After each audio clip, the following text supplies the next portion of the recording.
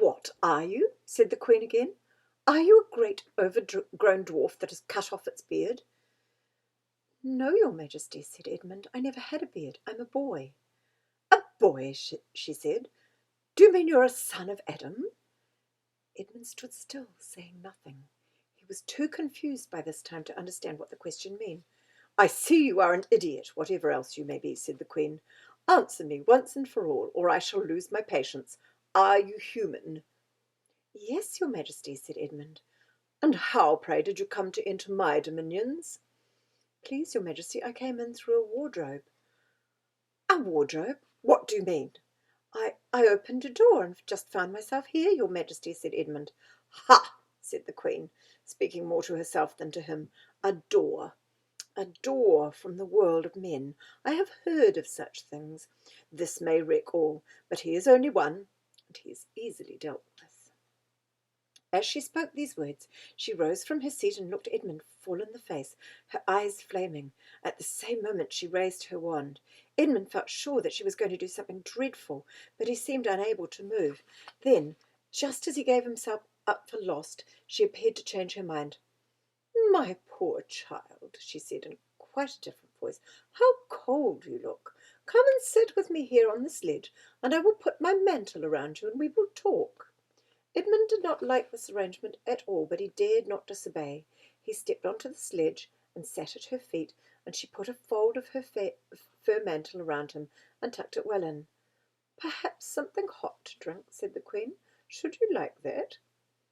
"Yes, please, your Majesty," said Edmund, whose teeth were chattering.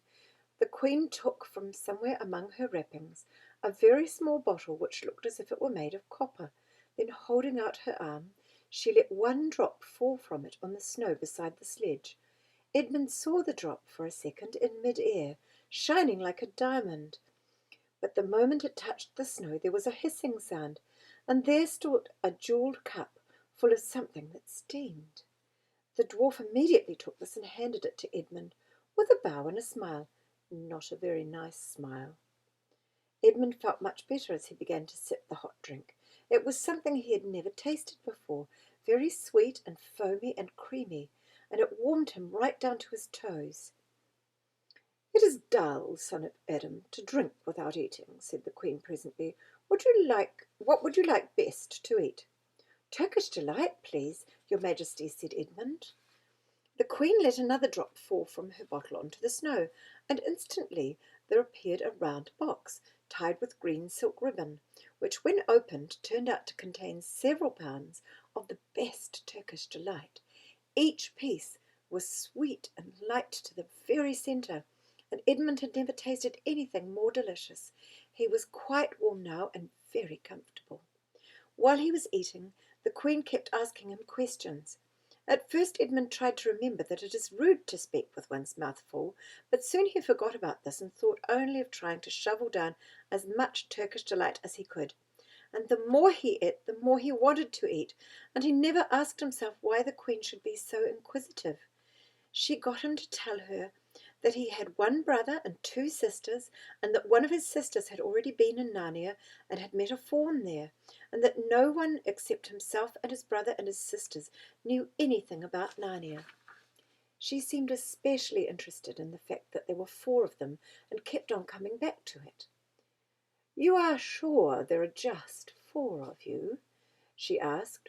"Two sons of Adam and two daughters of Eve? Neither more nor less?"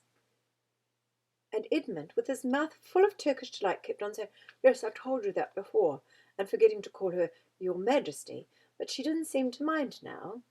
At last the Turkish Delight was all finished, and Edmund was looking very hard at the empty box, and wishing that she would ask him whether he would like some more.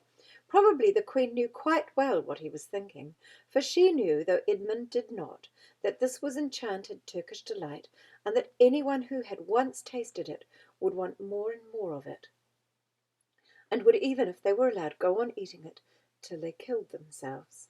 But she did not offer him any more. Instead, she said to him, "Son of Adam, I should so much like to see your brother and your two sisters. Will you bring them to see me?" "I'll try," said Edmund, still looking at the empty box. because if you did come again, bringing them with you, of course, I'd be able to give you some more Turkish Delight. I can't do it now. The magic will only work once. In my own house it would be another matter. Why can't we go to your house now? Said Edmund. When he had first got onto the sledge, he had been afraid that she might drive away with him to some unknown place from which he would not be able to get back. But he had forgotten about that fear now. It is a lovely place, my house, said the Queen. I am sure you would like it. There are whole rooms full of Turkish Delight, and what's more, I have no children of my own. I want a nice boy whom I could bring up as a prince, and who would be king of Narnia when I am gone. While he was prince, he would wear a gold crown and eat Turkish Delight all day long.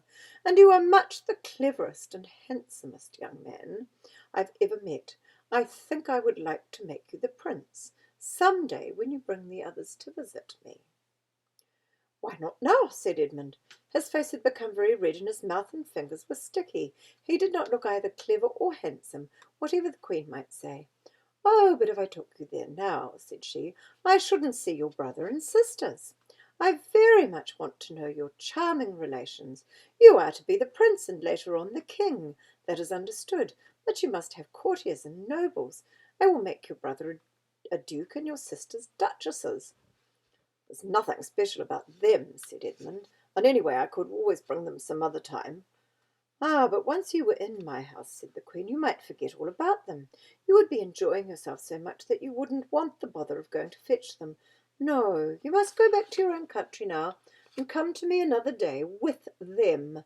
You understand? It's no good coming without them. But I don't even know the way back to my own country, pleaded Edmund. That's easy, answered the Queen. Do you see that lamp? She pointed with her wand, and Edmund turned and saw that the same lamp-post under which Lucy had met the fawn was straight on. Beyond that is the way to the world of men. And now look the other way. Here she pointed in the opposite direction, and tell me if you can see two little hills rising above the trees. I think I can, said Edmund. Well, my house is between those two hills. So next time you come, you have only to find the lamp-post and look for those two hills and walk through the wood till you reach my house. But remember, you must bring the others with you. I might have to be very angry with you if you came alone. I'll do my best, said Edmund. And, by the way, said the Queen, you needn't tell them about me. It would be fun to keep it a secret between us two, wouldn't it? Make it a surprise for them. Just bring them along to the two hills. A clever boy like you will easily think of some excuse for doing that. And when you come to my house, you could just say, let's see who lives here, or something like that. I'm sure that would be best. If your sister has met one of the fawns, she may have heard strange stories about me, nasty stories that might make her afraid to come to me. Fawns will say anything, you know. And now, please, please, said Edmund suddenly, please, couldn't I just have one piece of Turkish Delight to eat on the way home? No, no, said the Queen with a laugh. You must wait till next time. While she spoke, she signalled to the dwarf to drive on. But as the sledge swept away out of sight, the Queen waved to Edmund, calling out, next time, don't forget. Come soon. Edmund was still staring after the sledge when he heard someone calling his own name, and looking round he saw Lucy coming towards him from another part of the wood. Oh, Edmund, she cried, so you've got in too. Isn't it wonderful? And now... All right, said Edmund, I see you were right, and it is a magic wardrobe after all. I'll say I'm sorry if you like. But where on earth have you been all this time? I've been looking for you everywhere. If I'd known you'd got in too, I would have waited for you, said Lucy, who was too happy and excited to notice how snappishly Edmund spoke or how flushed and strange his face was.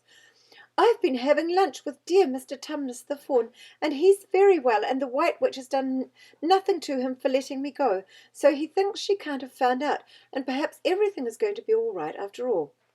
The White Witch, said Edmund. Who's she? She's a perfectly terrible person, said Lucy. She calls herself the Queen of Narnia, though she has no right to be queen at all, and all the fawns and dryads and naiads and dwarfs and animals, at least all the good ones, simply hate her, and she can turn people into stone and do all kinds of horrible things, and she has made a magic so that it is always winter in Narnia. Always winter, but it never gets to Christmas. And she drives about on a sledge, drawn by a reindeer with her wand in her hand, and a crown on her head. Edmund was already feeling uncomfortable from having eaten too many sweets, and when he heard that the lady he had made friends with was a dangerous witch, he felt even more uncomfortable.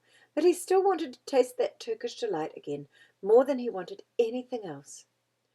"Who told you all that stuff about the White Witch?" he asked. "Mr. Tumnus the Fawn," said Lucy. "You can't always believe what fawns say," said Edmund, trying to sound as if he knew far more about them than Lucy. "Who said so?" asked Lucy. "Everyone knows it," said Edmund. "Ask anyone you like. But it's pretty poor sport standing here in the snow. Let's go home." "Yes, let's," said Lucy. "Oh, Edmund, I am glad you've got in too. The others will have to believe in Narnia now that both of us have been here. What fun it will be!" But Edmund secretly thought that it would not be as good fun for him as for her. He would have to admit that Lucy had been right before all the others, and he felt sure the others would all be on the side of the fawns and the animals. But he was already more than half on the side of the witch. He did not know what he would say or how he would keep his secret once they were all talking about Narnia. By this time they had walked a good way. Then suddenly they felt coats around them instead of branches, and next moment they were both standing outside the wardrobe in the empty room. "I say," said Lucy, "you do look awful, Edmund. Don't you feel well?" "I'm all right," said Edmund, but this was not true. He was feeling very sick. "Come on then," said Lucy. "Let's find the others. What a lot we shall have to tell them, and what wonderful adventures we shall have now that we're all in it together."